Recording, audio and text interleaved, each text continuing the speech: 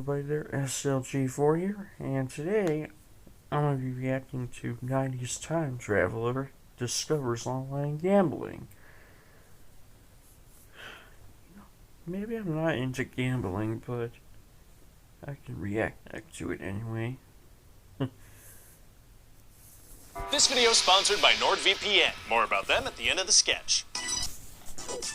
It's the 90s. The year is 1997. I'm here with our time-traveling reporter who's reporting live from the year 2026. Hello, terrible to be here. So what's new? What's the 411? Well, for starters, nobody says the 411 anymore. That's pretty meaningless now. Oh, really? Yeah, the numbers everyone's saying now are 67. What does that mean? I don't think anyone knows, so why are people saying it? I don't think anyone knows. Please, can you fix the time machine and send me back home? It's so dumb in the future. Well, you'll be pleased to know that our time machine is back on. What? Let me finish. Back on display at the Smithsonian Gallery of Objects that are likely unfixable. I went with my grandma recently. She hated it. So what's new in the future? Maybe give us something positive for once? Well, I did just make $200 on something called a prediction market. Oh, tell us more. It's these websites where you bet on whether something will happen, and if it does, you get money. It's basically gambling, but on the internet. Oh, I love gambling. I do it every day, all the time, even when I don't want to. Right, but with these, you're not allowed to call it gambling, because online gambling's illegal in a lot of places. So what do they call it instead? Well, the two biggest companies are called Kalshi and Polymarket, and they describe it as,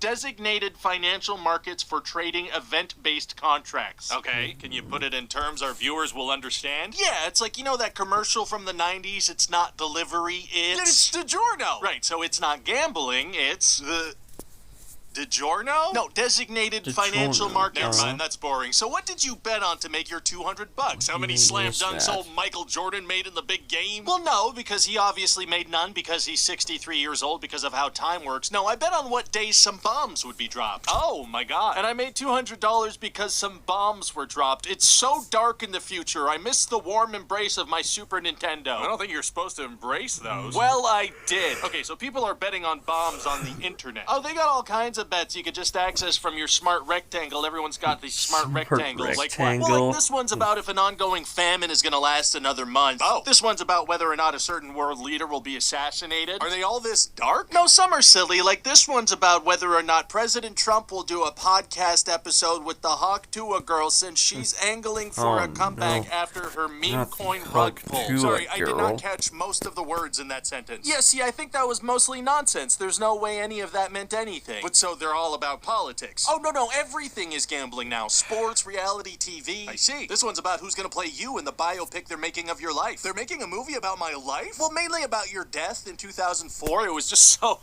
You know, nobody died like that before or since, quite frankly, and thank God. Oh my God, how does it happen? Lethally. Oh, this one's about whether or not the Pope will say the word bussin'. Now, what's the point of all this? What good does this do? It's for people to try to make money with no skill or effort based on how insane the world is, so people are pretty shameless in the future. Well, to be fair, the CEO of Polymarket said it's not to profit off of tragedy, it's to help people better understand the world around them. Oh, well, I mean, how can you argue with that? But hey, I just made $400 because the CEO of Taco Bell used the word chalupa in an earnings call. Oh, why'd he say that? Because he saw that people were betting on whether or not he'd say the word chalupa in an earnings call. Okay, I think I'm starting to see the danger here, apart from the gambling addiction. It's not gambling, though. It's designated financial. But it seems like there's a real risk here for insider trading. Oh, yeah, it's super unregulated. So is the government doing anything about this? Yeah, the president announced he's creating his own prediction market. Okay, but everybody agrees that insider trading is no bueno and will not be tolerated.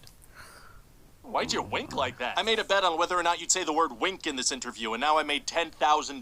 Oh, wait. Since this interview's coming out in 1997, wouldn't that already be known? Well, you know, now that I think of it, I'm kind of seeing some holes in this premise. Go on. No, like this premise of this very show. What are we doing? This makes no sense. Ah, yeah, thank you. I made another bet that you'd make some kind of self-aware remark. So who's even using these betting platforms? Is this what old ladies do now instead of slot machines? No, it's mostly young men. Old people are addicted to something called Candy Crush, and I won't take further questions on that. Fair enough. These platforms capitalize on a general sense of desperation amongst young men these days because most jobs are sad and being taken by computer. Jeez. Yeah, so this provides like a not great way to try and get rich outside of the system, which itself is failing pretty hard. Well, hang on a second. What's so bad about wanting to get rich? It was just revealed the world's richest people were all good friends with a child trafficker. Oh, holy sh...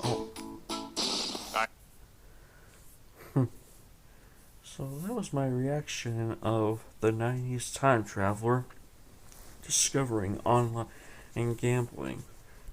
If you liked the video, do not forget to like, comment, and subscribe to see more of my content by me. So, yeah. Thanks again for joining today's video as always. This is SLG4, signing off.